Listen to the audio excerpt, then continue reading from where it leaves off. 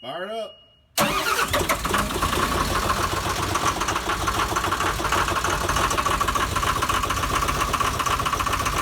What's going on, everybody? Welcome back to the Heavy Wrench. Thanks for tuning in.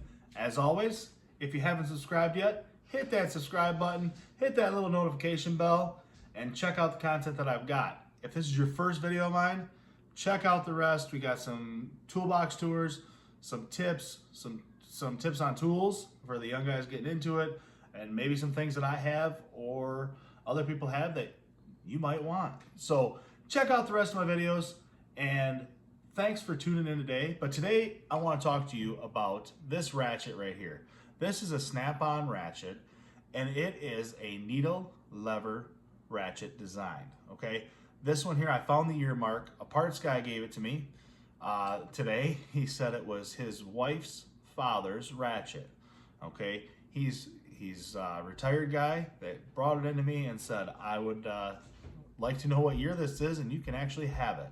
So he gave it to me, and I figured out by the year mark, which is pretty nice and clear on here, that it's a 1935 ratchet. So I've got a couple other ratchets here today that I've got taken apart already. I've got one from like 2001-ish and one from like 2012. So I'm going to show you what the designs have changed and what they're the same. This ratchet's pretty neat, so let's take it apart and see what it looks like inside. All right, everybody, so I've taken the screws out. There's two small screws, just like most ratchets have, that come right out of these holes. So you get that out, and that on-off switch is pretty cool looking.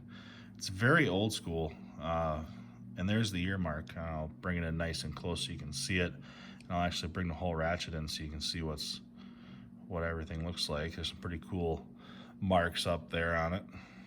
Could be from a pipe, I don't know, but yeah, there it is. It's pretty neat. This head I just popped out already, so a little stiff getting out of there, but we got her out. So I'm gonna pop this ratchet apart, and it pretty much comes apart like any other ratchet does. Get this screwdriver in there.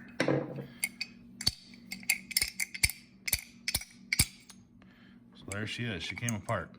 So we have our head, and I've had this apart, and there's your pawl.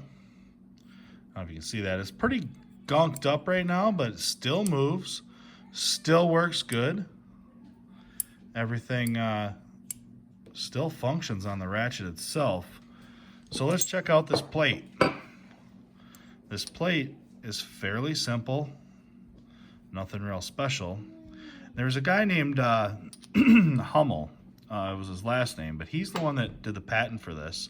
And I think it was 1930 or 1931 is when he submitted the patent for this ratchet, and he awarded the patent to Snap-on to make it. So it's pretty neat that this is the first, one of the first ratchet designs that were allowed to actually turn on and off for your fasteners.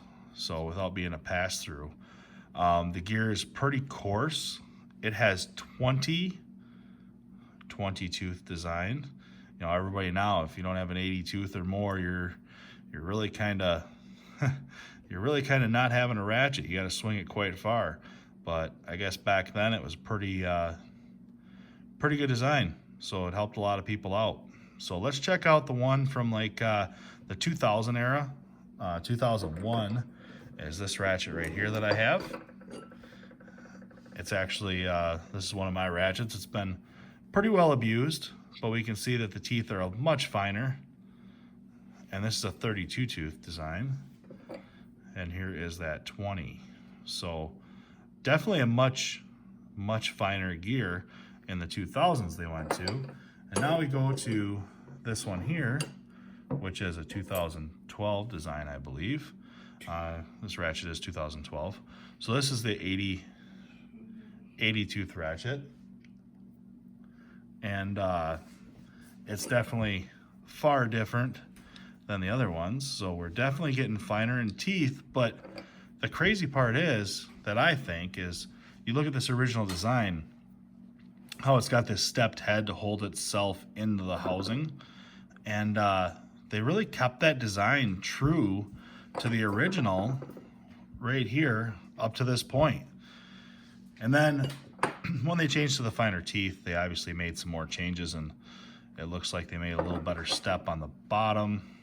I guess not really. It's about the same height, but they actually thinned the gear out, and I'm sure metals and you know, played a big factor in that as well of what it'll take.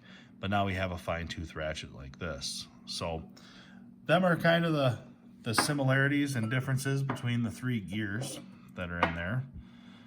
And now let's look at the pawls. So you have a single pawl on that hooks into the gear on this one, and they really didn't change it all that much. They went to a double here in the 2000s.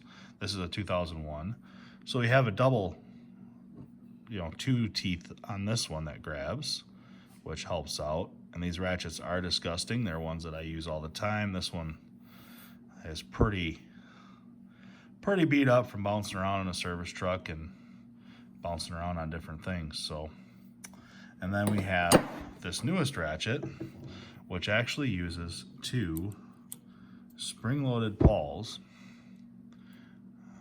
that's sitting there like that, and you switch it, and it doesn't really affect much. You know, it does a pretty good design. I mean, they've improved greatly on these ratchets. I mean, this one here doesn't take nearly the swing that the 1935 did to ratchet. You have 1 tooth versus, I don't know, I think that's got, let's count the teeth on that actually. Let's see, let's bring it in close and see how many teeth are on this pawl. It looks like 1, 2, 3, 4, 5, 6, 7. Looks like 7 teeth actually engage in that 80 tooth ratchet. We'll get this up here so you can see it really nice. But you can definitely tell that they've made some improvements on their ratchets, and it's been for the better. So that being said, I guess I'm gonna clean these up and put them all back together, and we'll move this out here so you can see kind of what's what, who's who, as far as this goes, and I'll clean them up and we'll be good to go. So like I said, we're gonna put these together, and I put the pawls in this one here, and this is 80 tooth. It's nothing fancy. We just gotta get her in, put that in, put your plate on. The nice part is I've watched my snap-on guy Mike rebuild these ratchets numerous times from all my normal wear and tear, needing them to be rebuilded. So we're gonna put this here. That one is good to go. This one here, tighten her up, tighten it up, there you go. That one is good to go. So we'll do this one.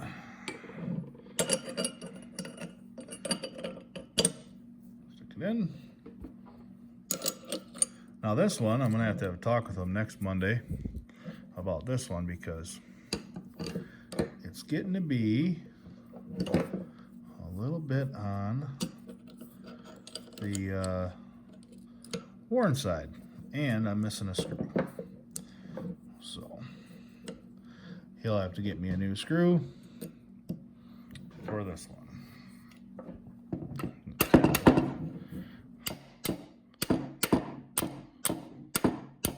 Tap that head back in there real quick.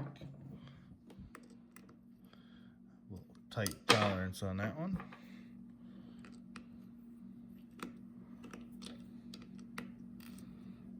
But he's going to be going through that one, so I'm not even going to tighten it. Now we'll get to the old girl 1935 snap-on ratchet. It just still amazes me that it's a 1935 and I was able to take it apart and what great condition it's in. I definitely got to find some place special to hang this. It's definitely going to be a conversation piece for me to have hanging somewhere. So I'll put her back together, but my snap-on guy did give me a little bottle of their lube that they put in all the ratchets now. that is supposed to not dissipate.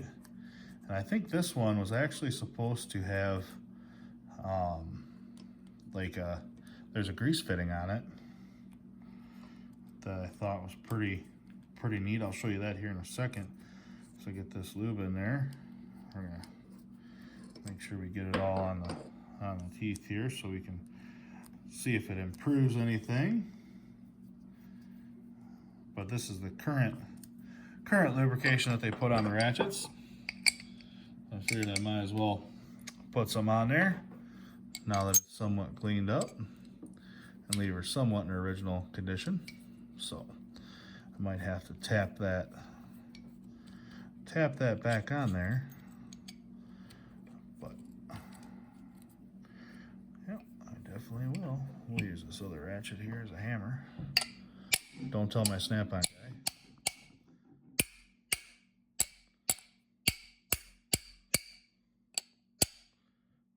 There it goes. Right back flush. Put our screws in. It's funny, these have a flathead on the screws, so it makes it pretty easy to take apart and put together the ratchet. And I would seem to think, I bet you in the 30s these were all put together by hand, I would imagine. So somebody definitely screwed this together by hand the first time. I just think these old tools are really neat. And yeah, so there's the lubrication fitting that was on it from the factory. Oh, it's definitely much smoother now. Got a little bit of lube on there, and she's, oh, it feels like $1,000,000. Back to brand new again.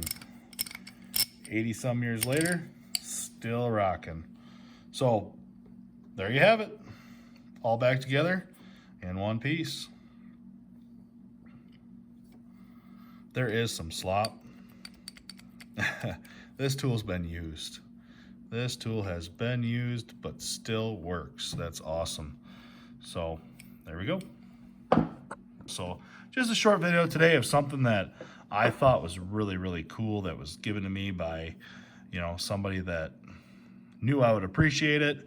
And he just really wanted to know what year it was. And that year mark is clear as clear can be, 1935. And it's a number 71A.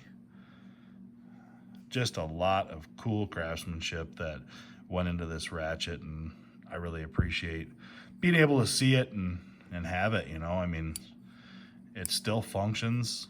Who knows, I might use it someday. Well, like always, thanks for watching.